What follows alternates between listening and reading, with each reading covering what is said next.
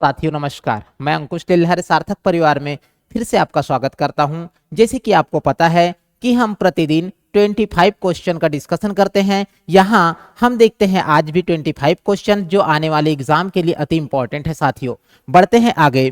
देखिए जो पहला क्वेश्चन है हमारा कि एक इलेक्ट्रिक हीटर को 220 वोल्ट पर 2200 वाट रेट किया गया है, उपकरण से संयोजित फ्यूज तार की न्यूनतम रेटिंग कितनी होगी। साथियों यहां पर देख रहे हैं कि उपकरण से संयोजित फ्यूज तार की न्यूनतम रेटिंग कितनी होगी। यहां पर हम क्वेश्चन को देखते हैं तो बिल्कुल समझ नहीं आ रहा है कि क्वेश्चन कह क्या रहा है, लेकिन अगर से हम ऑप्शन को देखें तो यहां पर जो हमें ऑप्शन प्राप्त हुआ है वो एम्पियर के रूप में है। साथियों ये जो है V यानी कि वोल्टेज हुआ, W यानी कि वाट हुआ, यानी कि ये विभवांतर है और ये क्या है हमारा शक्ति है, और यहां पर मान दिया है हमें किसका, एम्पियर में।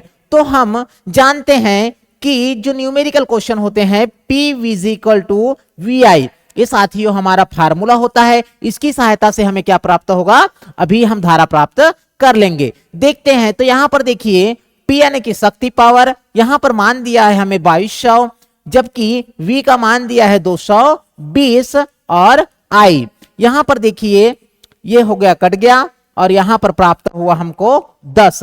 तो I इज इक्वल टू कितना हुआ साथियों, 10 एम्पियर। ये है हमारा आंसर है, इसका सही उत्तर होगा क्या, B।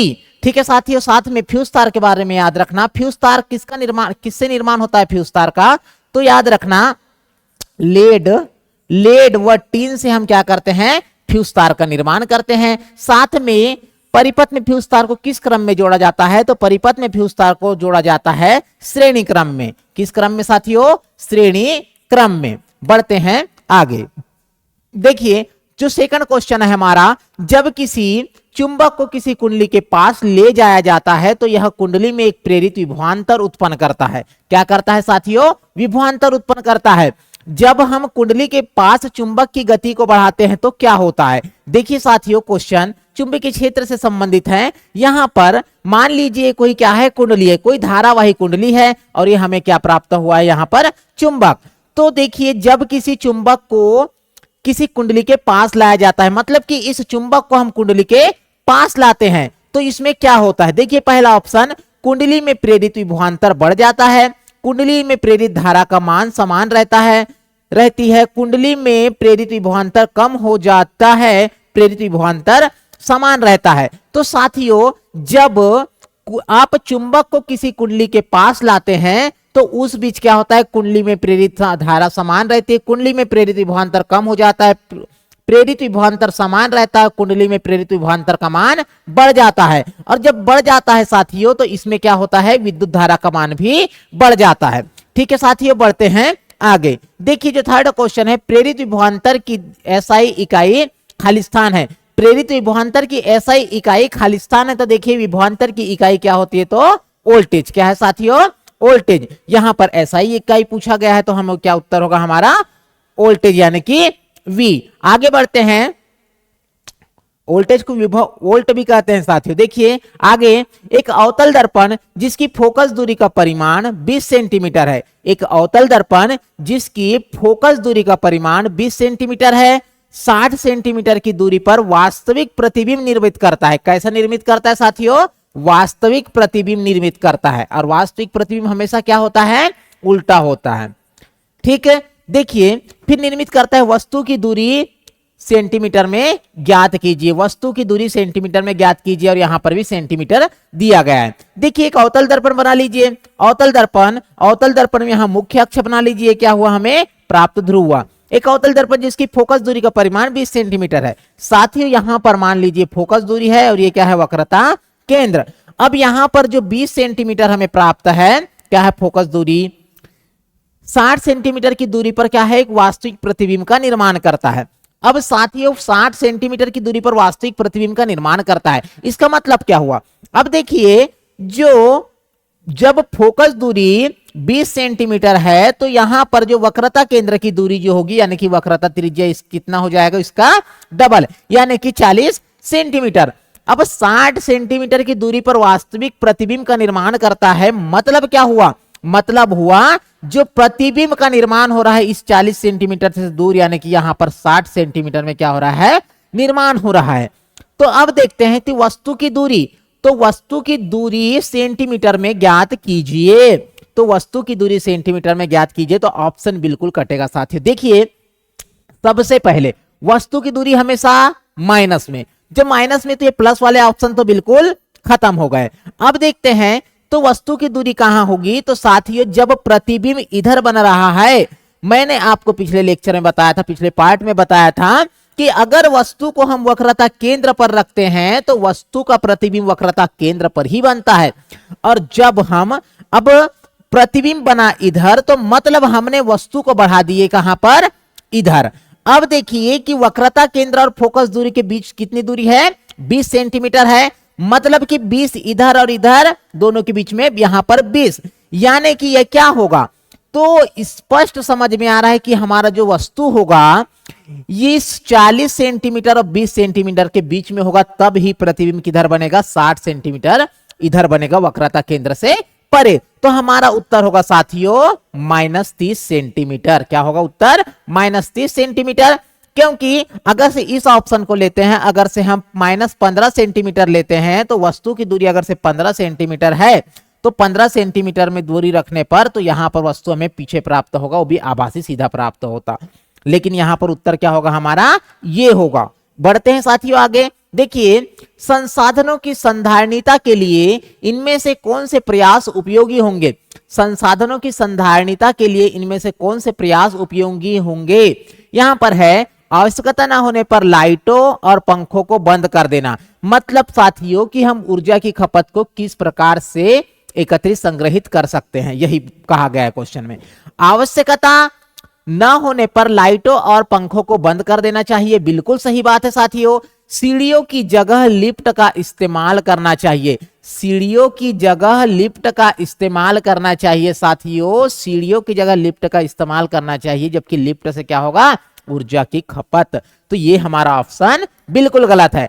देखिए यहां पर जल के संरक्षण के लिए टपकने वाले नलों की मरम्मत कराना चाहिए, बिल्कुल सही है साथियों। स्कूल जाने के लिए साइकिल के बजाय अपनी कार का उपयोग करना चाहिए, स्कूल जाने के लिए साइकिल की बजाय अपनी कार का उपयोग करना चाहिए। नहीं साथियों, कार का उपयोग करेंगे तो ईंधन की खपत होगी तो ऊर्जा नष्ट होगी। वस्तुओं के संग्रहण के लिए खाली कंटेनरों का उपयोग करना चाहिए, वस्तुओं के संग्रहण के लिए खाली कंटेनरों का उपयोग करना चाहिए, हाँ बिल्कुल करना चाहिए भाई। तो इसमें हमारा जो आंसर होगा 1-3 आंसर जो होगा, पहला तो बिल्कुल सही है, लाइट पंखों को बंद कर देना चाहिए, ये बिल्कुल सही है।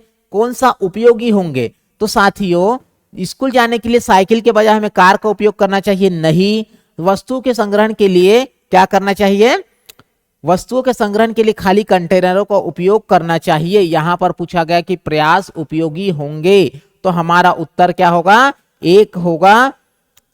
और क्या होगा, स्कूल जाने के लिए साइकिल के बजाय हमें कार का उपयोग करना चाहिए, नहीं। जल के संरक्षण के लिए टपकने वाले पानी का, तो हमारा 1-3 और ये वाला ऑप्शन बनेगा साथियों। चौथा में ऑप्शन क्या है, स्कूल जाने के लिए साइकिल की बजाय हमें कार का उपयोग करना चाहिए। साथियों यहां पर ऑप्शन गलत लग रहा है, क्योंकि देखिए इनमें से कौन से प्रयास उपयोगी संसाधनों की संधारणीयता के लिए, आवश्यकता न होने पर लाइट और पंखे को बंद कर देना चाहिए, बिल्कुल सही बात है। सीढ़ियों की जगह लिफ्ट का इस्तेमाल करना चाहिए, तो गलत बात है। जल के संरक्षण के लिए टपकने वाले नलों की मरम्मत करना चाहिए, बिल्कुल सही बात है। स्कूल जाने के लिए साइकिल के बजाय अपनी कारों का उपयोग करना चाहिए, कार का उपयोग करना चाहिए, इससे भी तो ऊर्जा खपत होगी। वस्तुओं के संग्रहण के लिए खाली कंटेनरों का उपयोग करना चाहिए, ये भी सही है। तो हमारा आंसर साथियों 1 और 5 होगा, 1 और 5। यहां पर ऑप्शन गलत है साथियों, 1 और 5 सही होगा, 1 और 5। ठीक है, बढ़ते हैं आगे। देखिए कुपिका की कुछ विशेषताओं का उल्लेख नीचे किया गया है, कुपिका की कुछ विशेषताओं का उल्लेख नीचे किया गया है, गलत विकल्प का चयन कीजिए। कुपिका मतलब क्या होता है साथियों, ये जो हमारे श्वसन तंत्र से संबंधित है, किससे, श्वसन तंत्र से संबंधित है कुपिका। ये जो कुपिका होता है ये कहां पर पाया जाता है, तो मैं बता दूं। यहां पर देखिए हमारा होता है ट्रेकिया, ट्रेकिया से बनते हैं क्या, श्वसनी, और श्वसनी से निकलते हैं श्वसनिकाय, और श्वसनिकाय से निकलते हैं एल्वियोलर डक्ट, और एल्वियोलर डक्ट से निकलते हैं एल्वियोलाई।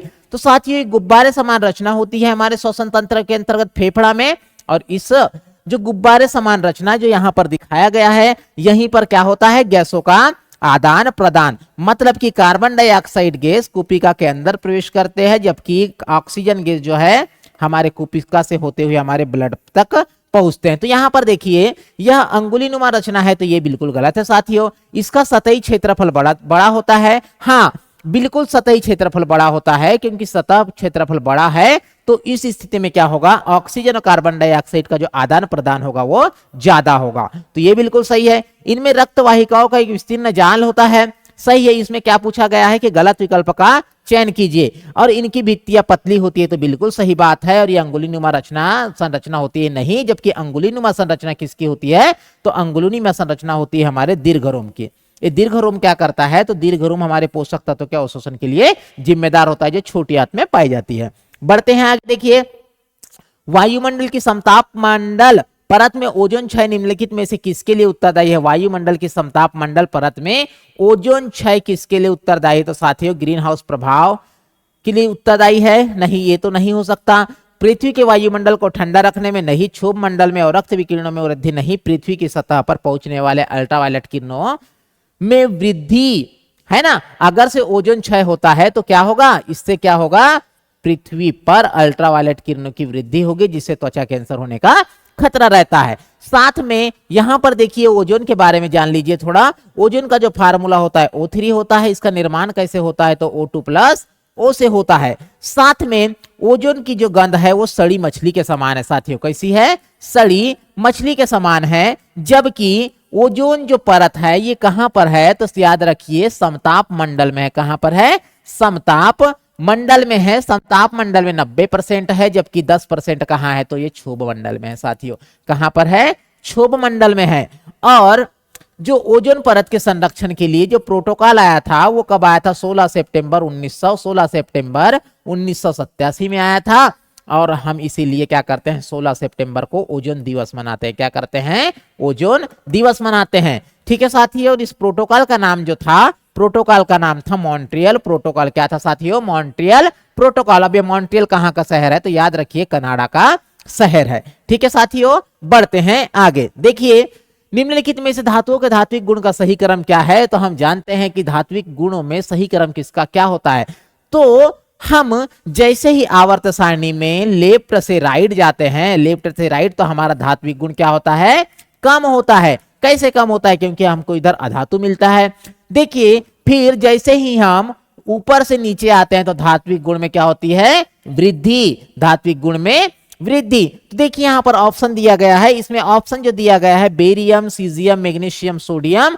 तो यहां पर आप देखेंगे तो जो सीजियम दिख रहा है, आवर्त सारणी में सर्वाधिक धात्विक गुण धारण किसने रखा है, तो सर्वाधिक धात्विक गुण धारण किसने रखा है, इस सीजियम नामक तत्व ने रखा है। तो जहां भी आपको सीजियम दिखता है तो यहां पर दिख रहा है, तो हमारा आंसर क्या होगा, यही होगा, क्योंकि सर्वाधिक धात्विक गुण किसका होता है, तो सीजियम का। और ध्यान रखना आवर्त सारणी में ऊपर से नीचे आने पर धात्विक गुण में क्या होती है, वृद्धि। तो देखिए सीजियम सबसे ज्यादा है, तो यहां पर हमारा आंसर यही होगा। देखते हैं आगे। नीचे दी गई अभिक्रिया में खालिस्तान रूप में कार्य करता है अपचायक। क्या है, दी गई अभिक्रिया में अपचायक के रूप में क्या कार्य करता है, तो यही पर पूछा गया साथियों। तो देखिए अपचायक क्या होते हैं, अपचायक क्या होते हैं, तो देखना जैसे जिसका ऑक्सीकरण हो रहा है, जिसका ऑक्सीकरण होता है साथियों, ऑक्सीकरण होगा वो अपचायक होगा। क्या होगा, वो अपचायक होगा। जिसका ऑक्सीकरण होता है वो अपचायक होता है, जबकि जिसका अपचयन होता है, जिसका अपचयन होता है वो क्या होते हैं, तो वो ऑक्सीकारक होते हैं। वो क्या होते हैं, ऑक्सीकारक। देखिए यहां पर जो पहला ऑप्शन है Fe2O3 अर्थात ferric oxide plus carbon monoxide, इससे क्या हो रहा है, यहां पर जो Fe2O3 है, Fe2O3 यहां पर से ऑक्सीजन निकल गया है, तो इसका क्या हो रहा है, अपचयन। इसका क्या हो रहा है, अपचयन। और अपचयन जिसका होता है वो क्या होता है, ऑक्सीकारक। क्या होता है साथियों, ऑक्सीकारक, जबकि हमें अपचायक के रूप में पूछा गया है। अब देखिए इस कार्बन मोनोऑक्साइड में एक ऑक्सीजन जुड़ गया, यानी कि इसका क्या हो गया, ऑक्सीकरण। क्या हो गया, ऑक्सीकरण। और जिसका ऑक्सीकरण होता है वो उसका क्या, उसको क्या कहते हैं हम, अपचायक। क्या कहते हैं, अपचायक। तो हमारा आंसर क्या होगा साथियों, यहां पर डी आंसर होगा। देखिए आगे, निम्न कथनों पर विचार कीजिए और सही उत्तर का चयन कीजिए। पहला जो क्वेश्चन है, पहला ऑप्शन जो है वाशिंग सोडा सोडियम क्लोराइड से निर्मित होता है। बिल्कुल साथियों, वाशिंग सोडा जिसका फार्मूला क्या होता है, वाशिंग सोडा का फार्मूला होता है Na2CO3 और 10H2O। ये होता है हमारे वाशिंग सोडा का फार्मूला। NaCl यानी कि साधारण नमक, क्या बोलते हैं इसको, साधारण नमक, तो इससे निर्माण होता है। बिल्कुल सही है। यह गंदगी और ग्रीस पर हमला करके जल में घुलनशील उत्पादों का निर्माण करता है जिन्हें बाद में पानी से धो दिया जाता है। तो ये बिल्कुल सही है। तो हमारा दोनों कथन सत्य है। बढ़ते हैं आगे। देखिए इसके बारे में अदर फैक्ट, और इसके बारे में और अदर फैक्ट क्या है, 10H2 Na2CO3 सोडियम क्लोराइड जिसे साधारण नमक कहा जाता है, इसे क्या कहते हैं साथियों, साधारण नमक।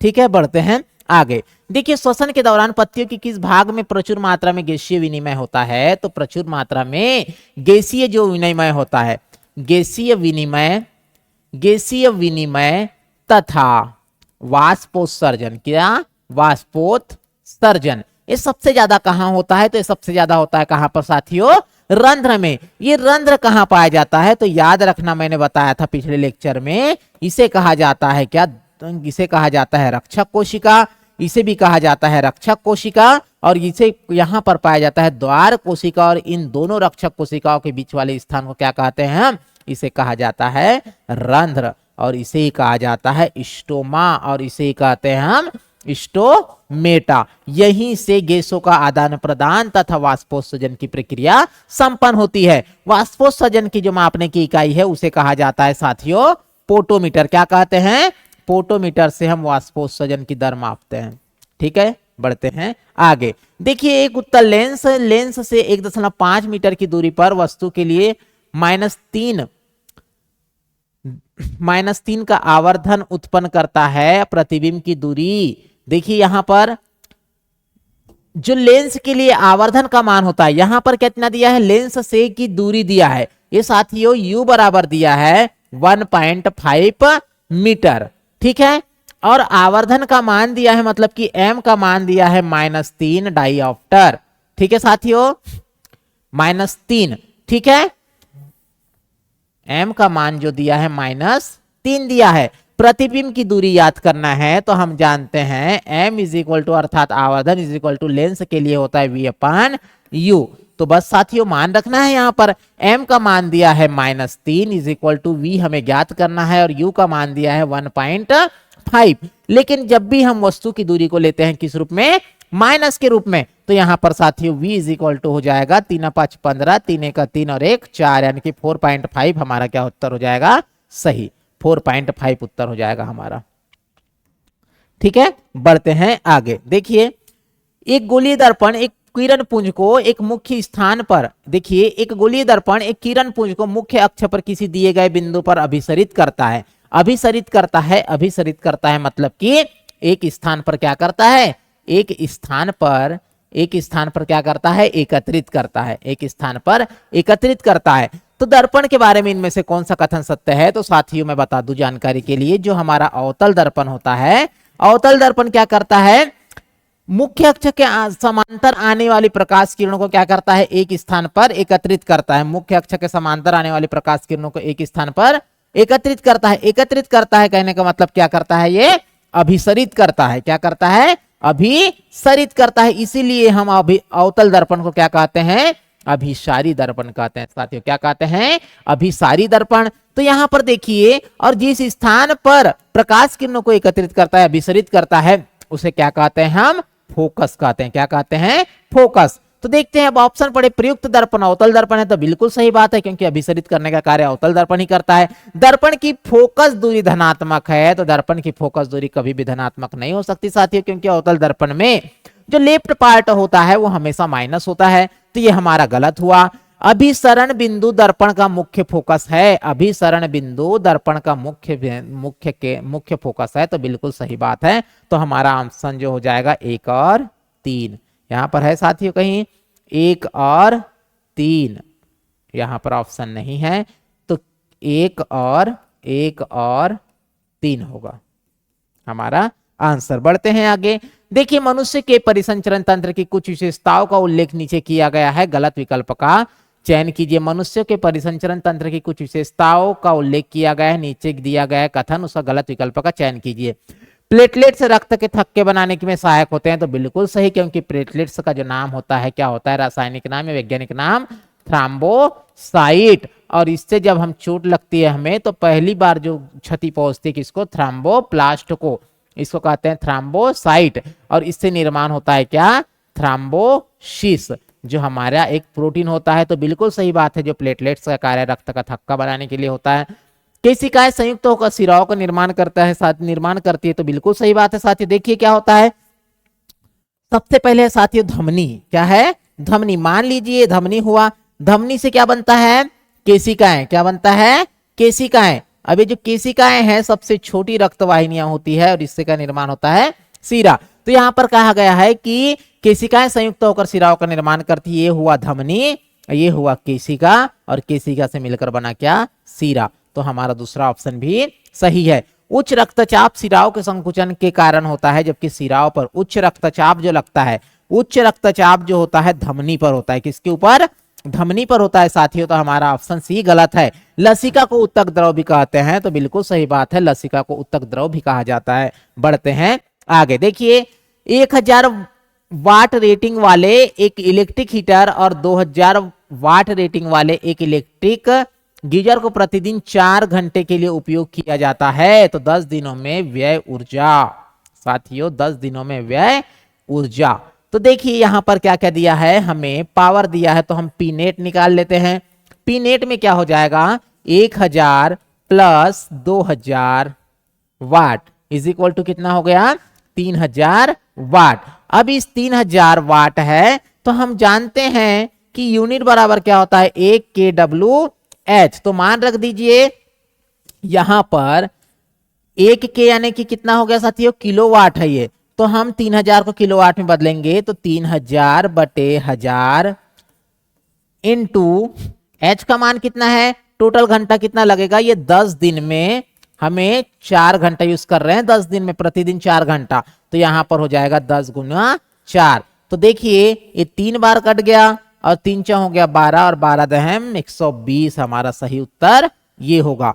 और याद रखना 1 kWh बराबर इसे ही कहा जाता है 1 यूनिट, और इसका जो मान होता है जूल में 3.6 इंटू 10⁶ जूल होता है साथियों। बढ़ते हैं आगे।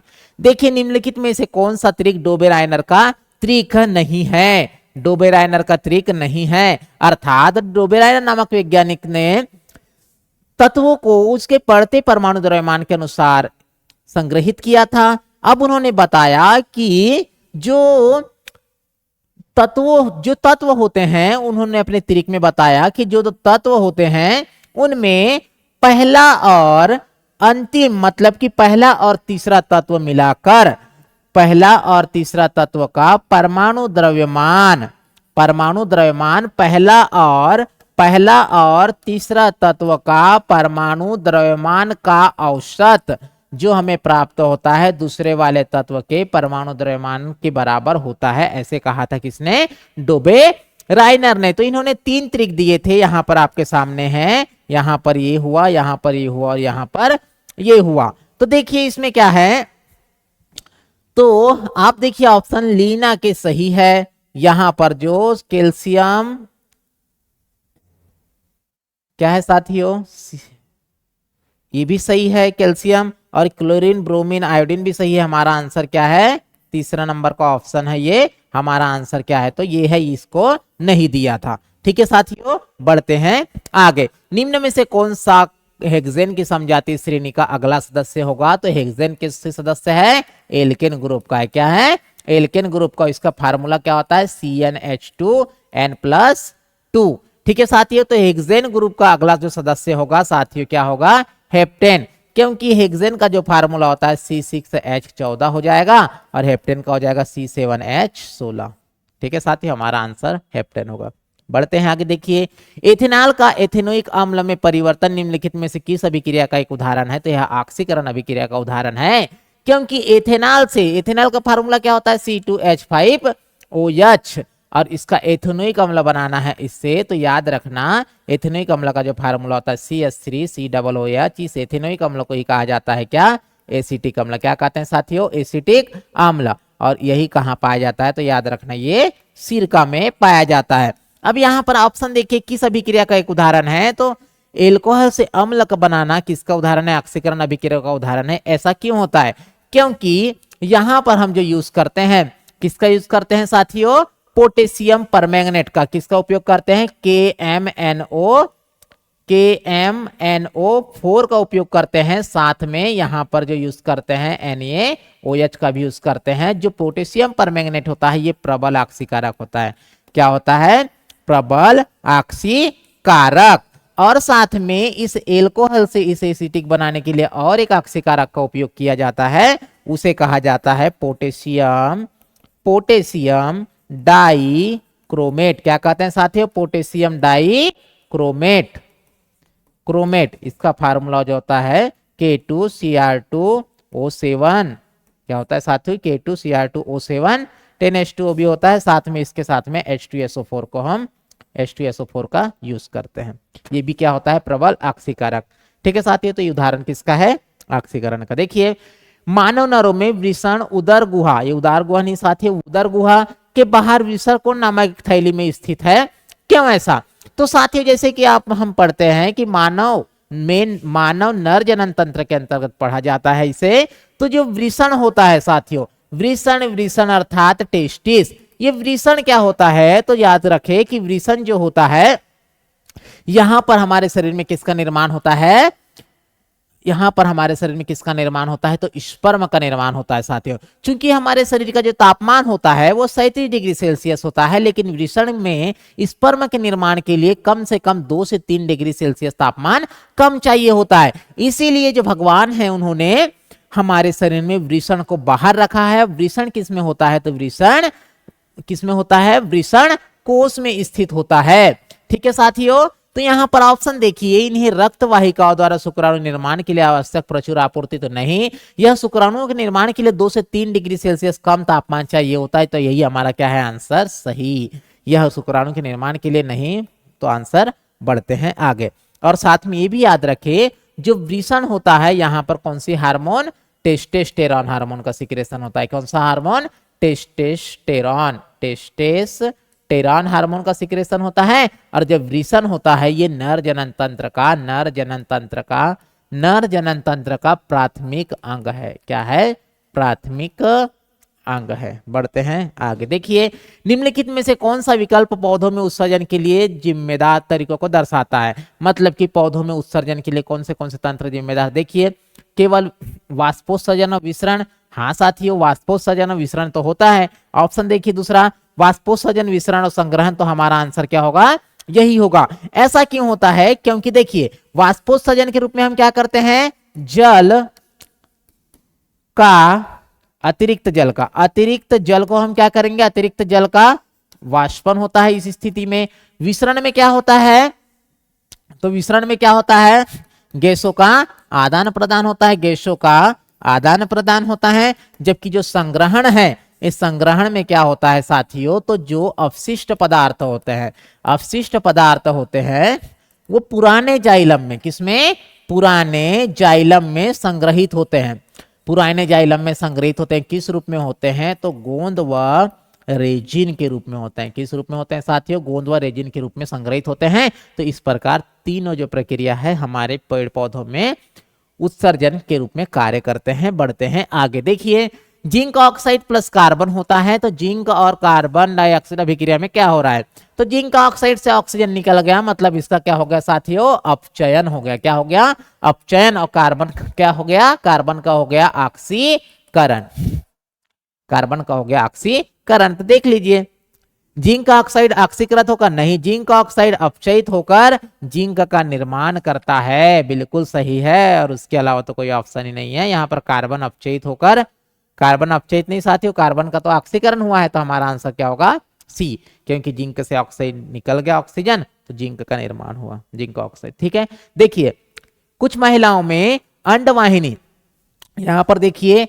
कुछ महिलाओं में अंडवाहिनी अवरुद्ध हो जाती है, तो ऐसी महिलाएं बच्चे पैदा करने में असमर्थ होती है क्योंकि शुक्राणु निषेचन के लिए अंडाणु तक पहुंच नहीं पाते। ऐसे मामलों में डॉक्टर आईवीएफ की सलाह देते हैं। इस प्रक्रिया के कुछ चरण नीचे दिए गए हैं, तो गलत चरण का चयन कीजिए। अब क्या होता है साथियों, देखिए यहां पर कहा गया है कि कुछ महिलाओं में अंडवाहिनी अवरुद्ध हो जाती है, अर्थात जो अंडवाहिनी है, जो ये क्या होते हैं साथियों, इसे कहा जाता है अंडाशय। क्या कहते हैं? अंडाशय। इसे ही कहा जाता है ओवरी। और यहां से क्या होता है? ओयूलेशन। ओयूलेशन। और इसी को कहा जाता है, इससे क्या निकलता है? ओवम बाहर। अब ये जो ओवम होते हैं, ये ओवम क्या होते हैं? बाहर आते हैं। लेकिन कहा गया है कि जो फेलोपियन ट्यूब है, इसका मार्ग क्या हो गया? अवरुद्ध। क्या हो गया साथियों? अवरुद्ध।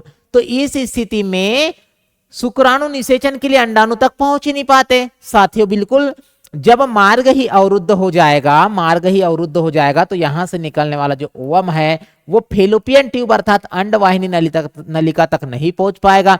इस स्थिति में क्या होता है? तो इस स्थिति में याद रखना, जो डॉक्टरों की सलाह से क्या किया जाता है? आईवीएफ तकनीक का उपयोग किया जाता है। किसका उपयोग किया जाता है?